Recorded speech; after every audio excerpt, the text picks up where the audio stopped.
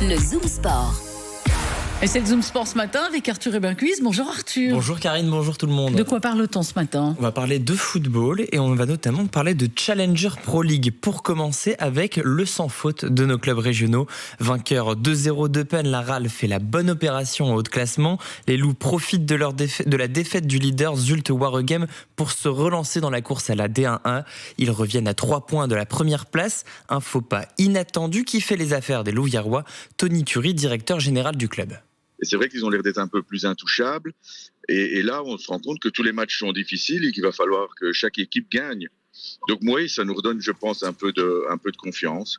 Bonne opération aussi pour les Francs-Borins. Le but de Hotman dans les arrêts de jeu leur offre la victoire et leur permet de faire un pas de géant vers le maintien. En division 1 amateur, le RAEC Mons débute mal les playoffs.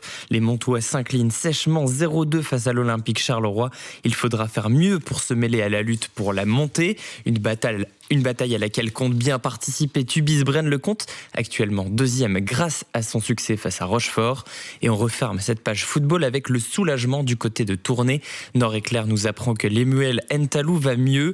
Toujours hospitalisé, les nouvelles sont rassurantes. Pour rappel, il a été victime d'un arrêt cardiaque samedi lors du match entre Tournai et la réserve du Sporting de Charleroi. Il avait dû être réanimé sur le terrain. Allez ouf, il va mieux, on croise les doigts pour lui. Après la trêve internationale, la B-Next League a repris ses droits. Et reprise difficile pour le Belfus Montseno qui s'incline face à l'Aris Leeuwarden. Les Montois qui ont perdu Garrison, leur leader technique, sur blessure, ont manqué de régularité sur l'ensemble de la rencontre. Une défaite logique selon Thierry Vilquin, manager général du club. On a toujours pu donner l'impression qu'on pouvait rester dans le match, mais chaque fois, les Warden a eu les ressources pour tenir bon et remettre les paniers qu'il fallait pour nous maintenir à une distance suffisante et finalement l'emporter de manière assez logique et normale au vu du match.